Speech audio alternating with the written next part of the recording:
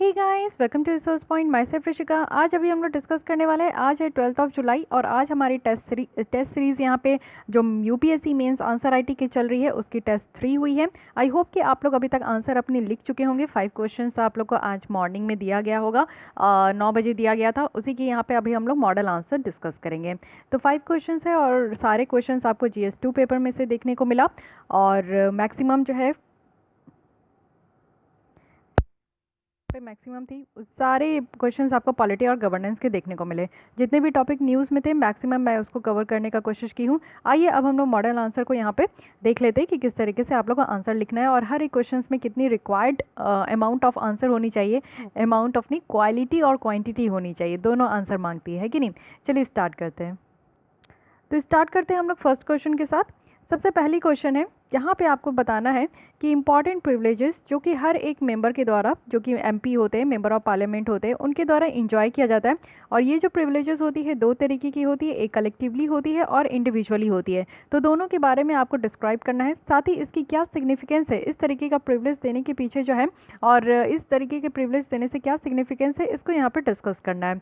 तो डिटेल में देखने वाले हैं। तो हमारी यहाँ पे आंसर की जो स्ट्रक्चर है वो 3 तरीके की होने वाली है। सबसे पहले आपको स्टार्ट करना है इंट्रोडक्शन से। एक अच्छा खासा इंट्रोडक्शन होना चाहिए। सेकंड यहाँ पे बॉडी होनी चाहिए। बॉडी में बस आपका जो यहाँ पे क्वेश्चंस में मेन जो आपसे पूछा जा रहा है उस चीज़ को आपको बॉडी में लिखना है।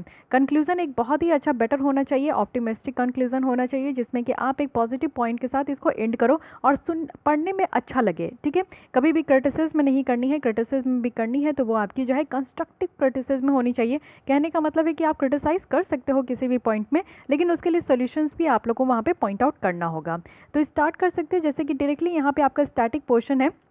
कई बार देखा जाता है कि प्रिविलेजेस का ब्रीच किया जाता है पार्लियामेंट, मेंबर ऑफ पार्लियामेंट के द्वारा। तो इसलिए यहाँ पे आपको पता होना चाहिए कि उनको एक ऐसा स्पेशल क्या प्रिविलेजेस दिया जाता है जो कि कलेक्टिवली और इंडिविजुअली फॉर्म में, दोनों टाइप में होती है। तो सबसे पहले आप लोग को यहाँ पे डिफाइन करना है कि पार्लियामेंट्री प्रिविलेजेस कहते किसको है। तो इंट्रोडक्शन अगर आप इससे स्टार्ट करोगे तो बहुत ही ज़्यादा बेटर आंसर आपका फॉर्म होगा। तो एक पार्लियामेंट्री प्रिविलेजेस जो है, एक आपको देखने को मिलेगा कि यहाँ पे हर एक मेंबर जो कि पार्लियामेंट के होते हैं उनके लिए कुछ राइट्स होते हैं और कुछ इम्यूनिटीज़ होते हैं जो कि वो इंजॉय करते हैं। एक कलेक्टिवली भी इंजॉय करते हैं और साथ ही साथ इंडिविजुअली भी इंजॉय करते हैं। साथ ही साथ ये इसलिए दिया जाता है जिससे कि वो अपने फंक्शंस को बिना किसी इंटरफेरेंस के, बिना किसी डर के वो यहाँ पे अपने जो फंक्शंस है, अपने जो काम है वो इफेक्टिवली डिस्चार्ज कर पाए। इंडियन कॉन्स्टिट्यूशन में अगर हम लोग देखें तो आर्टिकल 105 है जिसमें पार्लियामेंट को ये एम्पावर किया गया है कि वो पार्लियामेंट्री प्रिविलेजेस को कॉडिफाई करे, यानी कि यहाँ पे जितने भी प्रिविलेजेस मेंबर ऑफ पार्लियामेंट को देना है वो यहाँ पे कॉडिफाई करे। और ये चीज़ें हमारे संविधान में लिखी गई है article 105। So you should mention this article, क्योंकि आपको आर्टिकल ज़रूर मेंशन करना है अगर उस आर्टिकल से रिलेटेड आपका कोई टॉपिक पूछा जा रहा है। इस तरीके का अभी तक आप देखोगे कि कोई ऐसा कानून नहीं लाया गया है और जो भी यहाँ पे प्रिविलेजेस अवेलेबल होता है इस तरीके के हाउस में मेंबर्स को, उनके कमिटीज़ को, तो ये जो है ना कमेंसमेंट होता है, यानी कि जब से हमारे यहाँ कॉन्स्टिट्यूशन कमेंस होकर आया है तब से आज तक आपको देखने को मिलेगा कि कॉन्स्टिट्यूशन में ये चीज़ें लिखी गई है कि क्या क्या प्रिविलेजेस मेंबर ऑफ पार्लियामेंट को यहाँ पे प्रोवाइड करना है, लेकिन ऐसा कुछ कानून आप लोग को देखने को नहीं मिलेगा। ओके, अब देख लेते हैं एक एक करके। आपको दोनों चीज़ें डिफाइन करनी है कि कलेक्टिवली क्या प्रिविलेजेस है और इंडिविजुअली क्या प्रिविलेजेस है। तो कलेक्टिवली यहाँ पे कुछ प्रिविलेजेस है, यानी कि राइट टू पब्लिश, जो डिबेट और प्रोसीडिंग होती है उसको पब्लिश करने का राइट है। राइट टू रिस्ट्रेन, यानी कि पब्लिकेशंस अगर दूसरे के द्वारा किया जा रहा है तो उसको रोकने का भी अधिकार है।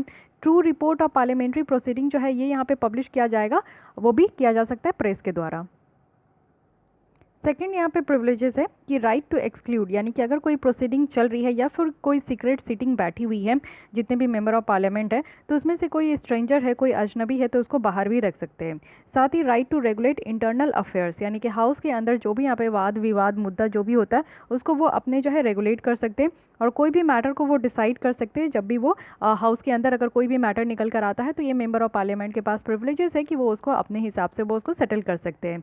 अपने खुद के ओन प्रोसीजर को वो रेगुलेट कर सकते हैं, साथ ही साथ कंडक्ट ऑफ बिजनेस को भी रेगुलेट करेंगे और एडजुडिकेट कर सकते हैं कुछ मैटर के ऊपर, यानी कि फैसला भी दे सकते हैं। किसी भी पर्सन को अरेस्ट नहीं किया जा सकता, कोई लीगल प्रोसेस नहीं हो सकती, क्रिमिनल हो या सिविल हो, ये प्रोसेस जो है नहीं हो सकता।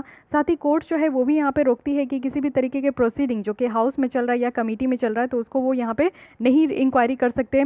हाउस जो है वो इमीडिएट इन्फॉर्मेशंस, यानी कि उनको यहाँ पे रिसीव होना चाहिए इमीडिएट इन्फॉर्मेशंस किस किस चीज़ के बारे में, अरेस्ट के बारे में, डिटेंशन के बारे में, कॉन्विक्शन, इम्प्रिजमेंट और जो अगर मेंबर को रिलीज़ किया जा रहा है तो इनके बारे में जो है इमीडिएट इन्फॉर्मेशन होना चाहिए यहाँ पे मेंबर ऑफ पार्लियामेंट के साथ, मेंबर और पार्लियामेंट के पास। राइट टू पनिश होना चाहिए कि अगर कोई मेंबर यहाँ पे गलत काम करते हैं तो उनको पनिश करने का अधिकार है। और साथ ही साथ अगर वो यहाँ पे जो ब्रीच ऑफ इट्स प्रिविलेजेस है वो यहाँ पे अगर आउटसाइड किया जाता है, यानी कि इनके प्रिविलेजेस के बाहर अगर वो किसी भी तरीके का अगर वो ब्रीच करते हैं तो उनको यहाँ पे पनिश भी देने का अधिकार है। तो ये सारी तो है आपकी कलेक्टिवली, लेकिन इंडिविजुअल भी आपको पता होना चाहिए कि इंडिविजुअली भी हर एक लोगों को किस तरीके से यहाँ पे फ्रीडम दिया गया है। तो कंप्लीट फ्रीडम दिया गया है स्पीच का, वो कुछ भी बोल सकते हैं, कहीं पे भी वो वोट दे सकते हैं, यानी कि किसी के लिए भी वो वोट कर सकते हैं पार्लियामेंट में और अपने कमेटी में। फ्रीडम है, यानी कि उनको अरेस्ट नहीं किया जा सकता। जब भी यहाँ पे सेशन चल रहा है तो सेशन चलने के पहले 40 डेज़ पहले और 40 डेज़ बाद जो है किसी भी मेंबर ऑफ पार्लियामेंट को सिविल केसेस में अरेस्ट नहीं किया जा सकता। It is different from criminal case. Criminal case में किया जा सकता है but not for civil cases. साथ ही साथ फ्रीडम है कि वो यहाँ पे कोई भी अगर एविडेंस दिया जाता है या विटनेसेस होता है, कोई भी अगर दिखते ही है कि कितने भी मेंबर ऑफ पार्लियामेंट है उनके ऊपर जो है केसेस चलते रहता है। तो सिविल केसेस के लिए अगर उनके अगेंस्ट में कोई भी यहाँ पे एविडेंस अगर दिया जाता है तो वो इसको रिफ्यूज़ कर सकते हैं, मानने से जो है वो इनकार कर सकते हैं। तो ये 3 मेन यहाँ पे जो प्रिविलेजेस है वो इंजॉय किया जाता है मेंबर के द्वारा इंडिविजुअली। अब आते हैं second part of the question, जो कि पूछा जा रहा है कि सिग्निफिकेंस क्या है। तो सिग्निफिकेंस में आपको यहाँ पे लिखना है कि इनके पास ये अनेबल है कि वो फ्री और फेयर जो डिस्कशन है वो यहाँ पे वो कर सकते हैं। साथ ही साथ जो मेंबर्स हैं उनको इस तरीके का दिया गया है कि वो उनके दिमाग में जो भी चल रहा है ना वो उसको स्पीक कर सकते हैं, बोल सकते हैं, अपने एक्सप्रेशन को व्यक्त कर सकते हैं, क्योंकि ये बहुत ज़्यादा ज़रूरी है। उनके ऊपर किसी भी तरीके का प्रेशर नहीं होना चाहिए, किसी भी तरीके का डर नहीं होना चाहिए। तो बिना डर और बिना प्रेशर के जो है वो अपनी बातों को रख सकते हैं, इसलिए इस तरीके का प्रिविलेजेस दिया गया है। साथ ही जो विलफुल मिस रिप्रेजेंटेशन है, यानी कि जहाँ कभी अगर कोई यहाँ पे एमपी है अगर वो गलत तरीके से किसी भी डिबेट को वो रिप्रेजेंट करते हैं तो उससे रोका जा सकता है। साथ ही अगर कोई भी प्रोसीडिंग को वो कहीं भी पब्लिकेशन कर सकते हैं तो इसको भी रोका जाता है। इंटरनल ऑटोनॉमी है, कहने का मतलब है कि जो भी हाउस के अंदर कुछ भी तरीके का डिस्प्यूट हो रहा है तो वो अपने आप में ही उसको सेटल करते हैं। इंटरनल अफेयर्स को वो अपने आप में ही रिप्रेजेंट करते हैं, अपने आप में ही वो उसको सेटल डाउन करते हैं। तो ये क्या है ना कि उनको इंटरनल ऑटोनॉमी दिया गया है कि अगर किसी भी तरीके का वाद विवाद होता है घर हाउस के अंदर तो वो उनके पास इस तरीके का हक है कि वो उसको जो है पूरी तरीके से निपटा सकते हैं। साथ ही कोई भी ऑब्स्ट्रक्शंस अगर मेंबर के पास आता है कि वो यहाँ पे पार्लियामेंट्री ड्यूटी को अटेंड करने से तो उसको भी कहीं ना कहीं रोका जाता है। साथ ही अटेंडेंस इंश्योर किया जाता है कि हाउस के अंदर जो मेंबर है उनकी अटेंडेंस होना चाहिए। तो ये सारी चीज़ जो है ना आप देखोगे कि एक तरीके का सिग्निफिकेंस है, क्योंकि अगर इस तरीके का प्रिविलेजेस नहीं दिया जाएगा तो फिर क्या डिफरेंस रह जाएगा हमारे कॉमन मैन और जो एमपीज़ हैं या फिर मिनिस्टर और एमपीज़ के बीच में जो है क्या यहाँ पे डिफरेंस रह जाएगा। तो डिफरेंस देने के लिए जो है इस तरीके का काम करना बहुत ज़्यादा ज़रूरी है। ठीक है, so this is all about the significance. अब यहाँ पे आपको कंक्लूजन निकला है तो कंक्लूजन शॉर्ट होना चाहिए, क्योंकि इस तरीके के स्टैटिक पोर्शन में आप अच्छा खासा क्या कंक्लूजन ज़्यादा लिख पाओगे। तो बेटर है कि अगर आपको कुछ भी नहीं समझ में आ रहा है ना तो कम शब्दों में अच्छे शब्दों का इस्तेमाल करके आप लोग कंक्लूजन जो है मैक्सिमम 2 स्टेटमेंट में कंप्लीट करने का कोशिश कीजिएगा। तो यहाँ पे आप लोग लिख सकते हो कि ये जो प्रिविलेजेस है ये काफ़ी इंपॉर्टेंट है दोनों हाउसेस के लिए कि वो अपनी ऑथोरिटी, डिग्निटी और ऑनर को मेंटेन करे। साथ ही यहाँ पे जो है सपोर्ट भी है मेंबर को, जो कि यहाँ पे अपने पार्लियामेंट्री रिस्पॉन्सिबिलिटी को डिस्चार्ज करने के लिए उनको यहाँ पे सपोर्ट किया जा रहा है। तो इस तरीके से जो है ना आप लोग को एक बेटर तरीके का एंड आप लोग को देखने को मिल गया कि कुछ नहीं समझ में आ रहा है तो ये आपकी बेटर तरीके की एक कंक्लूजन बोल सकते हैं कि स्मार्ट कंक्लूजन कह सकते हैं, जिसको कि आप अपने आंसर को एक अच्छे तरीके से एंड कर सकते हो। ओके फाइन, ये क्वेश्चन बहुत ही ज़्यादा ईजी था, एकदम से डिफिकल्ट नहीं था। मेक श्योर आप लोग को लेकर चलना है कि पॉलिटी इस तरीके से पढ़नी है। जब आप बुक रीडिंग करते होंगे ना तो आपको पता नहीं चलता होगा, आप वन गो में पढ़ लेते होंगे, लेकिन आपको जब भी बुक पढ़नी है ना तो इस तरीके से पढ़नी है कि अगर कोई क्वेश्चन आपके सामने रख दिया जाए तो आप उसको अच्छे तरीके से लिख सको, अपने शब्दों में उसको बयां कर सको। इस तरीके से पढ़ने का आप लोग को कोशिश करना है। Okay, coming to the next question.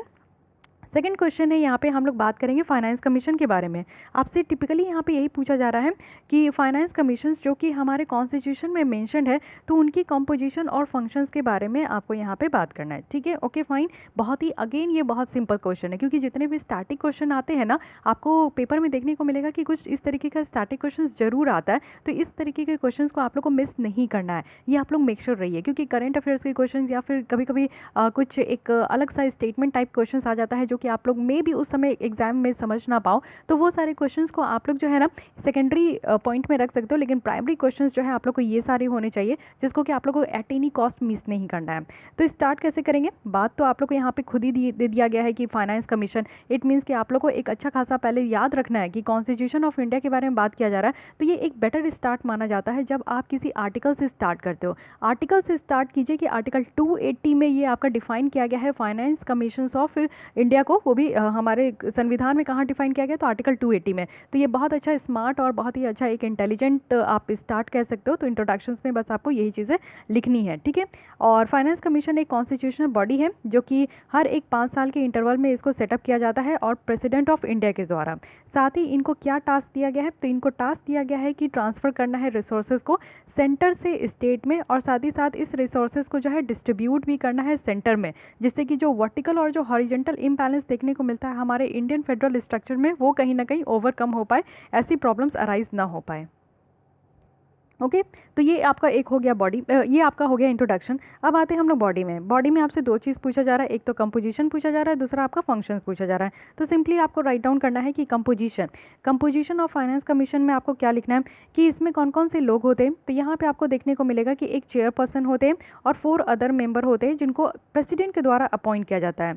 Qualification अगर इन सारे मेंबर्स का देखें और उनके सिलेक्शंस अगर देखें कि किस मैनर में किया जाता है, तो ये आपका पार्लियामेंट के द्वारा डिटरमाइन किया जाता है और ये कॉन्स्टिट्यूशन के द्वारा ऑथराइज किया गया है। इसी के अकॉर्डिंग देखें तो जो चेयरपर्सन होते हैं वो यहाँ पे उनके पास एक्सपीरियंस होना चाहिए पब्लिक अफेयर्स का, और साथ ही साथ जो 4 अलग मेंबर होते हैं वो भी यहाँ पे किस किस कौन कौन लोग होने चाहिए जो कि यहाँ पे फाइनेंस कमीशन में अपॉइंट हो। तो पहला कंडीशन ये है क्वालिफिकेशन का कि हाई कोर्ट के जज हो या फिर वो वन क्वालिफाइड हो जिसको अपॉइंट किया जा सके इस तरीके से, एक पर्सन हो जिनके पास स्पेशल नॉलेज हो फाइनेंस का, अकाउंट का, और साथ ही साथ कोई पर्सन हो जिनके पास वाइड एक्सपीरियंस हो फाइनेंशियल मैटर और एडमिनिस्ट्रेशन को लेकर, साथ ही एक पर्सन है जिनके पास स्पेशल नॉलेज हो इकोनॉमिक्स का। तो ऐसे लोगों को 4 मेंबर के कैटेगरी में जो है आपका अपॉइंट किया जाता है। अब आते हैं फंक्शन, फाइनेंस कमीशन की फंक्शंस क्या है, आप डायरेक्टली यहाँ पे लिखना स्टार्ट करो। जैसा कि मेंशन किया गया है आर्टिकल 280 में, तो यहाँ पे जो फंक्शंस है ना वो यहाँ पे president make recommendations to the president, यानी कि यहाँ पे जो फंक्शंस है वो सबसे पहली बात क्या है कि यहाँ पे प्रेसिडेंट को रिकमेंडेशन दिया जाता है किस चीज़ के बारे में। तो यहाँ पे पहला काम क्या होता है फाइनेंस कमीशन का कि जो भी नेट प्रोसीड है, जितना भी टैक्स कलेक्ट होता है सेंटर के पास, चाहे वो किसी भी मीन्स से हो, तो जितना भी टैक्स कलेक्ट होता है सबसे मेन काम यही है कि उस टैक्स को डिस्ट्रीब्यूट किया जाता है यूनियन में और स्टेट के बीच में, और इसी टैक्स को जो है ना आपका एलोकेट भी किया जाता है स्टेट्स के बीच में। सेकेंड है कि यहाँ पे आप प्रिंसिपल देखोगे जिसमें कि ग्रांट इन एड भी दिया जाता है जो रेवेन्यू ऑफ स्टेट का होता है, यानी कि स्टेट को जो है अगर कुछ एडिशनल प्रोजेक्ट के लिए अगर मनी वगैरह चाहिए, एडिशनल स्कीम्स वगैरह के लिए अगर कुछ मनी वगैरह चाहिए, तो ये जो मनी सेंटर के द्वारा दिया जाता है इसको ग्रांट इन एड कहते हैं, यानी कि पैसे के रूप में मदद की जाती है। ये कंसोलिडेटेड फंड ऑफ इंडिया जो कि एक आपको तिजोरी देखने को मिलेगा, सरकार की तिजोरी होती है, उसी में से पैसे यहाँ पे निकाल कर जो है स्टेट को दिया जाता है। तो ये काम भी कौन करते हैं, ये काम फाइनेंस कमीशन करते हैं। थर्ड यहाँ पे काम क्या है कि कुछ मेजर से जो कि लिया जाता है कंसोलिडेटेड फंड ऑफ स्टेट के लिए, जिससे कि जो रिसोर्सेज है वो यहाँ पे पंचायत को जाए और साथ ही साथ म्यूनिसिपैलिटीज़ को जाए। तो साथ ही साथ आप लोग देखते हो कि फेडरल सिस्टम को इनका मेंटेन करने का एक बहुत बड़ा हाथ है। तो ये क्या करते हैं कि पहले सेंटर्स के पास जितने भी टैक्सेस आते हैं उसको सेंटर और स्टेट्स के बीच में ये डिस्ट्रीब्यूट करते हैं। साथ ही साथ कंसोलिडेटेड फंड ऑफ जो स्टेट का होता है ना उसको भी ये देखते हैं और उसमें से भी रिसोर्सेज को डिस्ट्रीब्यूट करते हैं फर्दर पंचायत और म्यूनिसिपैलिटीज़ में। कुछ और मैटर अगर हम लोग देखें तो कोई भी अगर मैटर है जो भी रेफर्ड किया जाता है कमीशन के पास प्रेसिडेंट के द्वारा, तो ये आपका किस मैटर पे होना चाहिए, सबसे पहला जो है ये फाइनेंस मैटर में होना चाहिए। Okay so this is all about the body, जिसमें कि हम लोग यहाँ पे कॉम्पोजिशन और साथ ही साथ इनके फंक्शन भी देख लिए। अब आपको ज़्यादा स्टैटिक पोर्शन में समझ में नहीं आएगा कि कंक्लूड कैसे करें, तो एक अच्छा सा शॉर्ट में आप लोग कंक्लूड कर सकते हो कि यहाँ पे फाइनेंस कमीशन जो है एक क्रिटिकल इंस्टीट्यूशन है जो कि हमारे फिजिकल फेडरलिज्म को स्ट्रेंथन करती है, हमारी जो पब्लिक स्पेंडिंग है उसकी क्वालिटी को कहीं ना कहीं बढ़ाती है। और आज तक अगर हम लोग देखें तो 15 फाइनेंस कमीशंस जो है ये बनाया गया है, और मोस्ट रिसेंट जो बनाया गया है वो 2017 में, जिनको के हेड किया जा रहा है एनके सिंह के द्वारा। ओके ये तो आपको कहीं ना कहीं मेंशन करना होगा कि अभी आप लोग जब आंसर लिख रहे हो तो उस समय जो है हमारे इंडिया में कौन सी फाइनेंस कमीशन चल रही है, क्योंकि आप लोग देखते हो कि इनसे पहले जो 14 फाइनेंस कमीशन था उनके बारे में भी बात था, 15 फाइनेंस कमीशन के भी बारे में बात किया जा रहा है। तो इसमें आप लोग को कौन इनको हेड कर रहे हैं, ये सारी चीज़ अगर डेटा आप यहाँ पे इंक्लूड करते हो ना आंसर में, तो एक अवेयरनेस दिखता है कि हाँ you are a aware person. Okay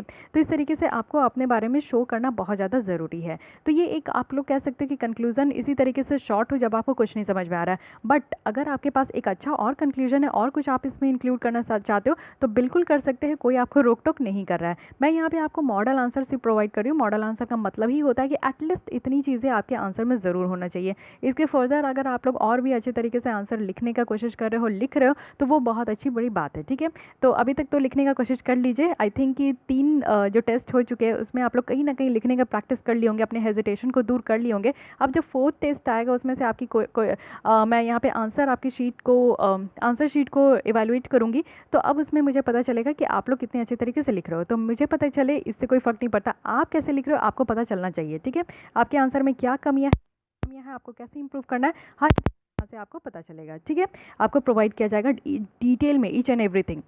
third questions की तरफ आते हैं। ये प्रेम्बल के बारे में है। ये एक स्टेटमेंट है जिसमें कि आप लोग को ये एक्सप्लेन करना है कि हमारे संविधान के जो मेकर्स हैं BR अम्बेडकर जी, जब यहाँ पे संविधान बना रहे थे तो उनके माइंड को ये दिखाया जाता है प्रियम्बल में, क्योंकि प्रियम्बल में जो भी हमारे कॉन्स्टिट्यूशन में पूरी चीज़ें किस चीज़ के बारे में बात की जा रही है ना, अगर आप एक प्रियम्बल पढ़ लोगे ना तो आपको पूरा एक कहते हैं ना कि जिस्ट मिल जाएगा और आप पूरे कॉन्स्टिट्यूशन को समझ पाओगे कहीं ना कहीं कि कॉन्स्टिट्यूशन किस चीज़ के बारे में लिखा गया, कॉन्स्टिट्यूशन में क्या क्या पॉइंट इंक्लूड है और जो कॉन्स्टिट्यूशन के निर्माता थे वो क्या सोच के उनके दिमाग में क्या चल रहा था। तो ये एक बहुत ही अच्छा, एक बहुत ही पॉपुलर आपका स्टेटमेंट है, तो इसी को एक्सप्लेन करना है। साथ ही आपको कमेंट भी करना है कि प्रियम्बल को अमेंड किया जाता है कि नहीं, किया जा सकता है कि नहीं, है कि नहीं, हुआ है कि नहीं, कब हुआ, नहीं हुआ, ये सारी चीज़ें। ओके, सो स्टार्ट करते हैं हम लोग प्रियम्बल के साथ ही। तो प्रियम्बल के बारे में आपको 3 पॉइंट इंट्रोडक्शंस में ज़रूर लिखना चाहिए।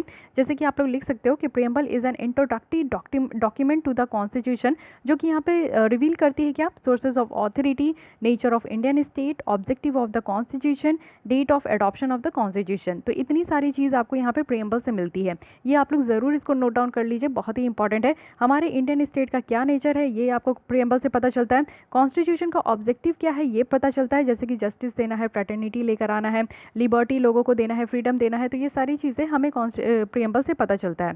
साथ ही कब हमने अपने कॉन्स्टिट्यूशन को अडॉप्ट किया, ये डेट भी मेंशन किया गया है प्रियम्बल में। तो ये 3 चीज़ें तो पता चलता है। साथ ही बेसिक फिलॉसफी है, फंडामेंटल वैल्यूज़ है, साथ ही इसमें ग्रैंड और नोबल विजन्स भी दिखाया गया है कॉन्स्टिट्यूएंट असेंबली का। प्रियम्बल एक की है कि मतलब कि आप समझ सकते हो कि जो भी यहाँ पे कॉन्स्टिट्यूशन को बनाए हैं, मेकर्स ऑफ कॉन्स्टिट्यूशन के माइंड को हम लोग यहाँ पे पढ़ सकते हैं। साथ ही रिवील भी किया गया है कि सॉवरेन डेमोक्रेटिक रिपब्लिक को कैसे इस्टेब्लिश करना है, और ये सोल ऑब्जेक्ट है फाउंडिंग फादर का। एम क्या है, एम यही है कि हमें अपने जो गोल है उसको रियलाइज़ करना है, और वो जस्ट यहाँ पे सोशल और इकोनॉमिक ऑर्डर है जो कि बेस्ट है जस्टिस में, इक्वालिटी में और फ्रीडम में। तो ये इतनी मैं पूरी तरीके से जितना भी हो सका मुझे प्रियम्बल का मैं मैक्सिमम यहाँ पे इंक्लूड करने का कोशिश की हूँ। आप लोग 2-3 लाइन में ही सल्टाने का कोशिश कीजिए। कहते हैं ना कि बस उतना ही, जितना शॉर्ट में लिखिएगा अच्छा लिखिए, शॉर्ट में लिखिए वो ज़्यादा बेटर है। ठीक है, तो इसमें से आप लोग जो है इतना बड़ा लिखोगे तो बहुत ही बड़ा दिखेगा, इतना लिखने का ज़रूरत नहीं है। आप लोग कुछ अपने आपको जो अच्छा लग रहा है इसमें से आप लोग चुन सकते हो। ओके, तो अब स्टार्ट करते हैं कि यहाँ पे आप लोग देखो कि जो मेकर्स ऑफ कॉन्स्टिट्यूशन है उनके माइंड में क्या चल रहा था, क्या क्या की पॉइंट था। तो बेसिकली ये जो स्टेटमेंट है इसमें आपको एक्सप्लेन करना है कि प्रियम्बल में कौन कौन से की पॉइंट है, और की पॉइंट है उसका मीनिंग क्या है ये आपको एक्सप्लेन करना है। तो बहुत सारे एलिमेंट है प्रियम्बल के जो कि जनरल पर्पस यहाँ पे रिफ्लेक्ट करती है क्या क्या वेरियस प्रोविजंस है हमारे कॉन्स्टिट्यूशन में।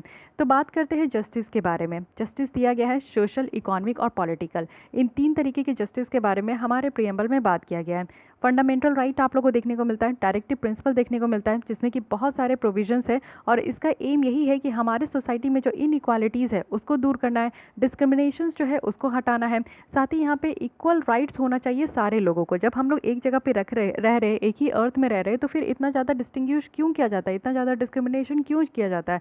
बीइंग ए ह्यूमन बीइंग हम लोग सब कोई एक समान है। तो कानून ऐसा आना चाहिए, जस्टिस ऐसे लोगों को मिलना चाहिए कि हर एक चीज़ जो है ना लोगों को इक्वालिटी मिले यहाँ पे।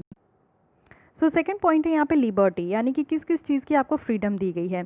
ये भी आपका पूरी तरीके से एक्सप्रेस किया गया है, जैसे कि थॉट की आपके पास जो है अपने थॉट जनरेट करने का पूरी तरीके से लिबर्टी है, आपको कोई भी यहाँ पे रोकने वाला नहीं है। आपकी क्या एक्सप्रेशन है, क्या आप फील कर रहे हो उसको ज़रूर एक्सप्रेस कर सकते हो। किस चीज़ पर आप बिलीव करते हो, किस पे फेथ करते हो, किसकी आपको पूजा करनी है, किसको आप मानते हो, ये सारी चीज़ जो है ना आपको लिबर्टी दी गई है पूरे कॉन्स्टिट्यूशन में। उसमें आप लोग को देखने को मिलेगा कि जो हमारी फंडामेंटल राइट है उसमें आर्टिकल 19 है जिसमें कि freedom of speech and expression दिया गया है। आर्टिकल 25 से 28 है जिसमें कि राइट टू रिलीजन है, यानी कि आप किसी भी धर्म को मानते हो तो ये ज़रूर आप लोग उसी धर्म को मान सकते हो, आपके ऊपर किसी भी तरीके का प्रेशर नहीं है। साथ ही आप अपने धर्म का प्रचार प्रसार कर सकते हो। ये सारी चीज़ की फ्रीडम दी गई है हमारे कॉन्स्टिट्यूशन में।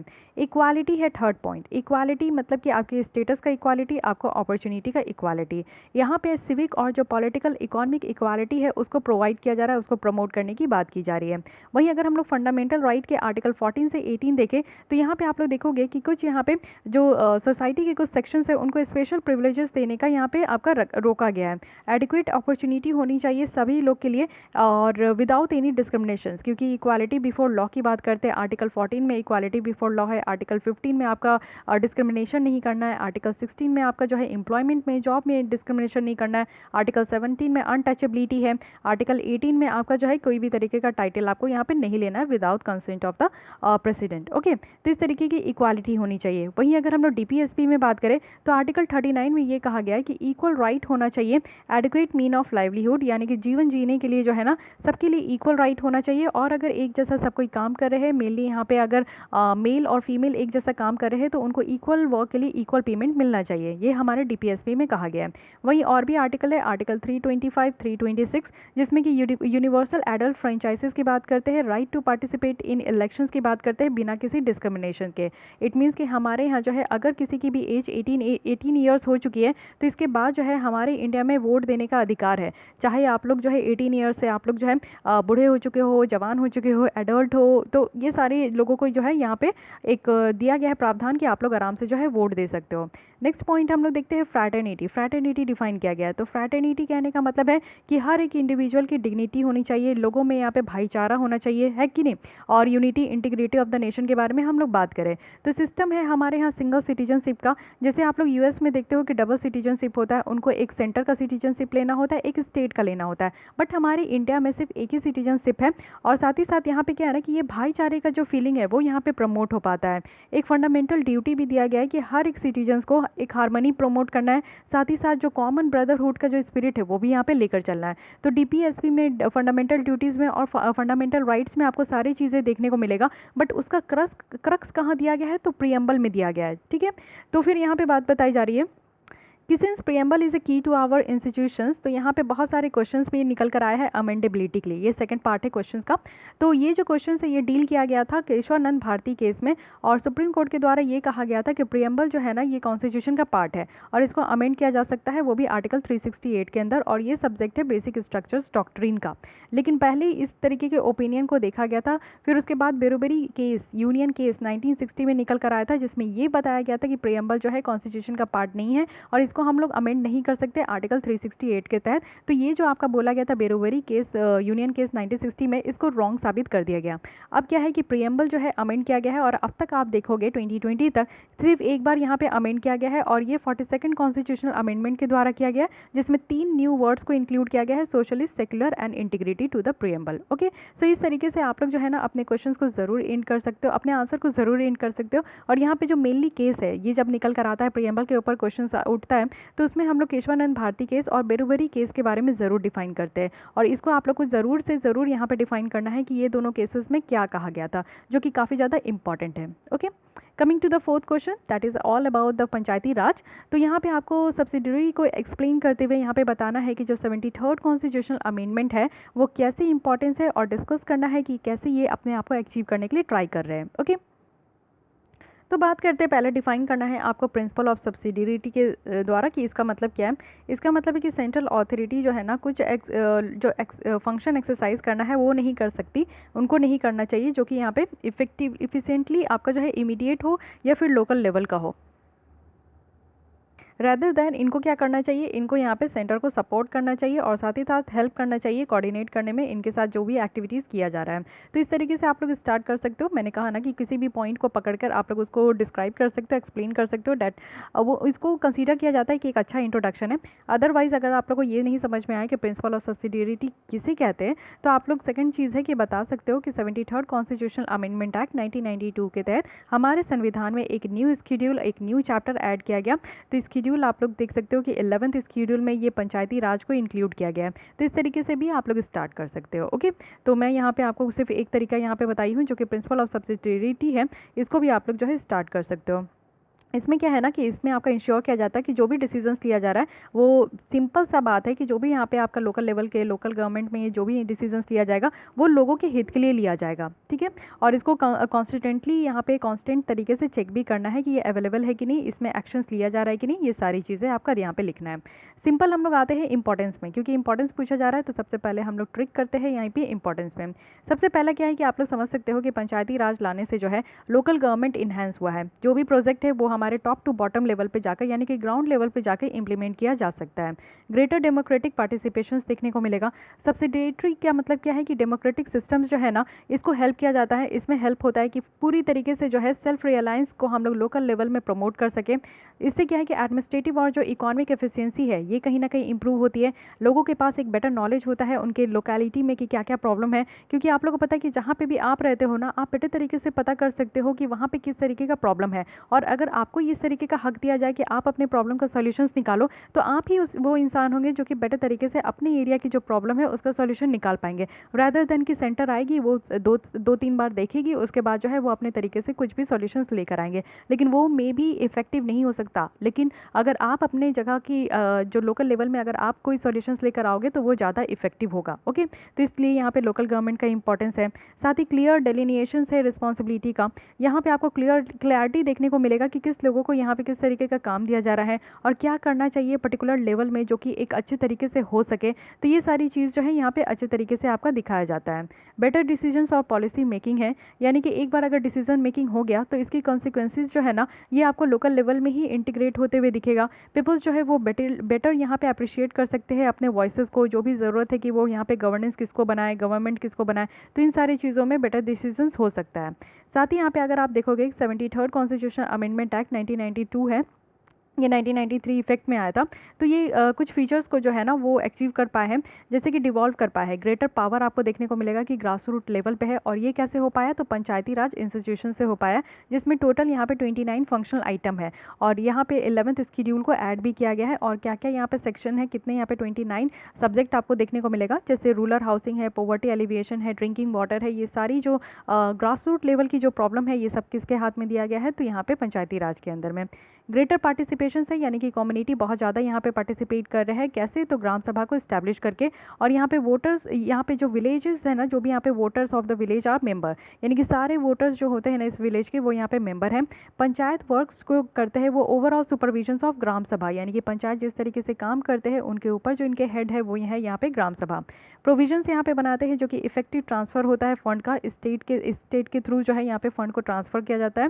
साथ ही कॉन्स्टिट्यूशनली ये मैंडेटरी है कि कैसे रेगुलर इलेक्शंस करना है लोकल गवर्नमेंट बॉडीज़ का। साथ ही यहाँ पे आप लोग देखोगे कि लोकल गवर्नमेंट बॉडीज़ का इलेक्शंस किसके थ्रू होता है, तो स्टेट इलेक्शन कमीशन के थ्रू होता है। यहाँ पे रोका जाता है, यानी कि कोर्ट का जो इंटरफ्रेंस होता है वो यहाँ पे पंचायत के इलेक्ट्रल मैटर्स में नहीं देखने को मिलेगा। यहाँ पे ये लोग आपस में ही जो है अपनी चीज़ों को, अपने प्रॉब्लम को सॉर्ट आउट कर लेते हैं। ओके, तो इस तरीके का आप लोग को लिखना है, यानी कि जो भी पार्टिसिपेशन है किस तरीके से अचीव कर पाए है वो बातें लिखनी है। क्या इंपॉर्टेंस है 73rd कॉन्स्टिट्यूशन अमेंडमेंट एक्ट का, इसके बारे में आप लोग को डिफाइन करना है। उसके बाद आप लोग लिख सकते हो, बता सकते हो कि जैसे कुछ स्टेट है, केरल है, कर्नाटक है, मध्य प्रदेश है, ये गुड एग्जाम्पल है जहाँ पे देखोगे कि किस तरीके से 73rd कॉन्स्टिट्यूशन अमेंडमेंट एक्ट 1993 का जो है वो अपने फीचर्स, यानी कि जो प्रिंसिपल और सब्सिडियरी है उसको अचीव किए हैं। लोकल गवर्नमेंट भी जो है वो बेस्ट रियलाइज़ कर सकते हैं सिर्फ तभी जब ये 73rd कॉन्स्टिट्यूशन अमेंडमेंट एक्ट को, प्रोविजंस को अच्छे तरीके से, तो इस तरीके से आप लोग जो है एक बेटर कंक्लूजन लिख सकते हो। ओके, अब आते हैं नेक्स्ट क्वेश्चन में जो कि last question of the day है।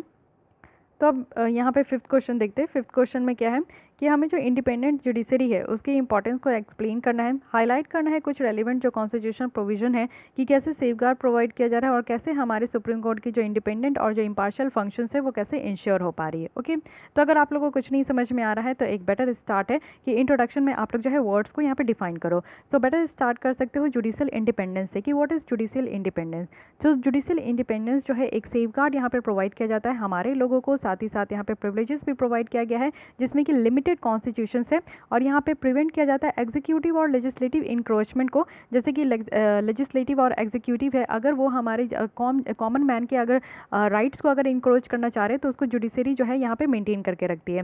तो it serve as a foundation for the rule of law and democracy. It's a very important and a very beautiful starting of your answer. Okay, so और भी आप start कर सकते हो। देखो या फिर आप लोग ऐसे स्टार्ट कर सकते हो कि जो प्रिंसिपल है जुडिशियल इंडिपेंडेंस का, ये एक नेचुरल कोरोलरी है आपके doctrine of separation of power का, और ये इसीलिए डिज़ाइन किया गया है कि हमारे सिस्टम ऑफ जस्टिस यहाँ पे प्रोटेक्ट हो सके, साथ ही पब्लिक का जो ट्रस्ट है उसको मेंटेन किया जा सके, जुडिशरी पे जो आम जनता की जो ट्रस्ट है, कॉन्फिडेंस है, वो मेंटेन रहे। एक इंडिपेंडेंट जुडिशरी जो है ये सारी तरीके से जो इन्फ्लुएंस होता है या फिर कंट्रोल होता है लेजिस्लेचर का, एग्जीक्यूटिव का और पॉपुलर ओपिनियन का, ये सारी चीज़ों से फ्री होते हैं। So it means independent judiciary. अब इसकी इंपॉर्टेंस की बात की जा रही है कि इंपॉर्टेंस क्या है। एक इंडिपेंडेंट और जो इम्पार्शियल जुडिशरी होते हैं वो रूल ऑफ लॉ को होल्ड करके रखते हैं, जो कि बहुत ही ज़्यादा ज़रूरी है डेमोक्रेटिक गवर्नमेंट के लिए। साथ ही यहाँ पे ये जो काम करते हैं एक वॉचडॉग जैसा काम करते हैं और चेक करते हैं कि जो एग्जीक्यूटिव और जो लेजिस्लेचर है वो अपना काम प्रॉपरली कर पा रहे हैं कि नहीं, बिना किसी लोगों की यहाँ पे राइट्स को इंक्रोच किए हुए। थर्ड कि ये यहाँ पे जो सुप्रीमेसी है कॉन्स्टिट्यूशन का उसको मेंटेन करते हैं और डिसाइड करते हैं डिस्प्यूट को कि यहाँ पे सेंटर और स्टेट के बीच में या फिर स्टेट और स्टेट के बीच में किस तरीके से डिस्प्यूट चल रहा है। फाइनल इंटरप्रेटर आप कह सकते हो, इंटरप्रेटर इनको कहा जाता है, और कॉन्स्टिट्यूशन के गार्जियन भी होते हैं। जुडिशरी जो है मेनली यहाँ पे इंडिविजुअल का जो राइट्स है उसको प्रोटेक्ट करते हैं, और साथ ही साथ यहाँ पे जो है उनको इक्वल जस्टिस भी प्रोवाइड किया जाता है बिना किसी डर, बिना किसी फेवर के। So these are the importance of independent judiciary. अब यहाँ पे कॉन्स्टिट्यूशनल प्रोविजंस देखते हैं कि क्या सेफगार्ड किया जा रहा है और कैसे इंश्योर किया जा रहा है सुप्रीम कोर्ट के इंडिपेंडेंट और इम्पार्शियल फंक्शन को। तो सबसे पहला है कि security of tenure. Supreme court के जो जज होते हैं ना उसको ऐसे ही जो है प्रेसिडेंट के द्वारा रिमूव तो किया जा सकता है, लेकिन तब रिमूव किया जा सकता है जब यहाँ पे जो भी आपका मैनर कॉन्स्टिट्यूशन में मेंशन्ड है उसी के हिसाब से किया जा सकता है, अदरवाइज उनकी जो टेन्योर है वो सिक्योर है। अपॉइंटमेंट ऑफ जज of the supreme court. Appointment जो होता है जजेस का, वो आप लोग को पता है कि जो एग्जीक्यूटिव है उनको यहाँ पे कंसल्ट करना होता है सुप्रीम कोर्ट के जजेस से और हाई कोर्ट के जजेस से in the appointment of supreme court of जजेस। साथ ही साथ कंडीशन ऑफ एम्प्लॉयमेंट है, जो सैलरी और अलाउंस है आपके सुप्रीम कोर्ट के जजेस का वो फिक्स्ड है कॉन्स्टिट्यूशन के हिसाब से, और ये कहाँ चार्ज होता है, तो कंसोलिडेटेड फंड ऑफ इंडिया में चार्ज होता है। सुप्रीम कोर्ट के पावर्स के बारे में देखें तो पार्लियामेंट के द्वारा यहाँ पे एक्सटेंड किया गया है, बट यहाँ पे वो जुरिस्डिक्शंस और जो पावर है सुप्रीम कोर्ट का जो कि मेंशन किया गया है आर्टिकल 138 के तहत, उसको वो यहाँ पे कटेल नहीं कर सकते। तो सुप्रीम कोर्ट का पावर अलग से है, सुप्रीम कोर्ट के जो है एम्प्लॉयमेंट का कंडीशंस अलग से है, जजेस को कैसे अपॉइंट करना है और टेन्योर क्या है सिक्योरिटी का, ये सारी चीज़ें जो है आपका इंक्लूड किया गया है कॉन्स्टिट्यूशन प्रोविजन में। साथ ही separation of judiciary from executive है, ये आप लोग को डीपीएसपी का जो है आर्टिकल 50 है उसके तहत आप लोग को ये लिखना ज़रूरी है कि स्टेट को यहाँ पे डायरेक्ट किया गया है कि कुछ स्टेप्स वो ले सकते हैं जिससे कि अपने यहाँ की जो जुडिशरी है वो यहाँ पे एग्जीक्यूटिव से सेपरेट रख सकते हैं। No discussion in the legislature, यानी कि जो कंडक्ट है हमारे जजेस का उसके ऊपर जो है लेजिस्लेचर में कोई भी तरीके का डिस्कशन नहीं होगा। अगर हम लोग आर्टिकल 121 के तहत अगर देखें, ना ही पार्लियामेंट ना ही स्टेट लेजिस्लेचर में एक डिस्कशन होगा, वो भी किस तरीके से कि जज कैसा काम कर रहे हैं सुप्रीम कोर्ट में नहीं कर रहे और वो अपनी ड्यूटीज़ को किस तरीके से डिस्चार्ज कर रहे हैं। इन सारी चीज़ों के लिए जो है लेजिस्लेचर में कहीं से भी आपका जो है पार्लियामेंट में हो या लेजिस्लेचर में हो, इस तरीके की चीज़ें डिस्कस नहीं की जाएगी। पावर है पनिश करने का, अगर यहाँ पे कंटेम्प्ट किया जाता है, कोई भी तरीके से रूल्स रेगुलेशंस को अगर फॉलो नहीं करते तो यहाँ पे कंटेम्प्ट को जो है पनिश भी किया जाता है। ये आर्टिकल 129 के तहत जो है कॉन्स्टिट्यूशन में प्रोवाइड किया गया है। सुप्रीम कोर्ट के पास ये पावर है कि वो पनिश कर सकते हैं किसी भी लोग को अगर इस तरीके का वो कंटेम्प्ट करते हैं तो इस तरीके से आप लोग को लिखना होगा। अब एक कंक्लूजन में आते हैं, तो कंक्लूजन में आप लोग इस तरीके से लिख सकते हो कि prohibition on practice after retirement, यानी कि एक सेकंड यहाँ पे आपका कंक्लूजन नहीं है, ये भी एक पॉइंट है जिसको आप लोग इंक्लूड कीजिएगा। आर्टिकल 124 के तहत यहाँ पे कहा गया है कि जो रिटायर्ड जज ऑफ सुप्रीम कोर्ट है उनको यहाँ पे रोका जाता है कि वो किसी भी कोर्ट में जो है ना प्ली नहीं कर सकते, ना ही सुन सकते हैं, ना ही अपीयर हो सकते बिना किसी मतलब कि before any authority with in the territory of India, यानी कि जो यहाँ पे जजेस सुप्रीम कोर्ट के रिटायर्ड हो गए हैं वो वापस से जो है सुप्रीम कोर्ट में किसी भी तरीके से अपीयर नहीं हो सकते, ब्लीड भी नहीं कर सकते। तो ये सारी जो है कॉन्स्टिट्यूशनल प्रोविजंस दी गई है, यानी कि आर्टिकल जो है आपको मेंशन करके बताना होगा कि किस तरीके से सुप्रीम कोर्ट के हाई कोर्ट के जजेस को यहाँ पे कॉन्स्टिट्यूशनल प्रोविजंस दिया गया है कि वो अपने फंक्शंस को बिना किसी फियर के जो है वो डिस्चार्ज कर सके और इम्पार्शियल फंक्शंस वो कर सके। कंक्लूजन में आप लोग को यहाँ से स्टार्ट करना है कि इंडिपेंडेंट जुडिशरी जो है एक लैंकपिन है हमारे कंट्री के लिए, जैसे इंडिया है, और ये एक फाइनल वैनगार्ड यहाँ पे प्रोवाइड करते हैं जिसके थ्रू जो कॉन्स्टिट्यूशनल सुप्रीमेसी है वो इस्टेब्लिश हो पाता है। हमारी जो सोशल इकोनॉमिक और जो पॉलिटिकल जस्टिस है सारे लोगों के लिए जो हमारे कंट्रीज़ में है वो यहाँ पे इंश्योर हो पाता है। कहने का मतलब है कि जो इंडिपेंडेंट जुडिशरी है ये हमारे कंट्री के लिए बहुत ही ज़्यादा बेहतरीन है, और ये अच्छी तरीके से फाइनल जो इंटरप्रिटेटर कहते हैं वही हमारे लिए है, जिसके थ्रू हमारा जो कॉन्स्टिट्यूशन सुप्रीमेसी है वो कहीं ना कहीं इस्टेब्लिश हो पा रहा है, और हम लोग अपने सोशल इकोनॉमिक और जो पॉलिटिकल जस्टिस है हमारे इंडिया में रहने वाले लोगों को तो उसको यहाँ पे इंश्योर कर पा रहे हैं। तो इस तरीके से आप लोग शॉर्ट शॉर्ट में लिखकर और बेटर तरीके से लिखकर जो है अपने आंसर को एक अच्छा मूव दे सकते हो, एक पॉजिटिव एंड कर सकते हो। Okay, so guys this is all about the 5 questions answer. ये मॉडल आंसर है आप लोग के लिए। आई होप कि आप लोग को समझ में आया होगा कि यहाँ पे किस तरीके से आप लोग को आंसर करना है। बहुत ही ज़्यादा टफ नहीं होता है गाइज, बहुत ही सिंपल होता है। अगर आप लोग चीज़ों को अच्छे तरीके से अंडरस्टैंड कर पा रहे हो, अपने जो बुक्स है उसको अगर अच्छे तरीके से स्टडी कर पा रहे हो, तो फिर आपको आंसर लिखने में कहीं भी तकलीफ नहीं आएगी, कोई भी तरीके का प्रॉब्लम नहीं आएगा।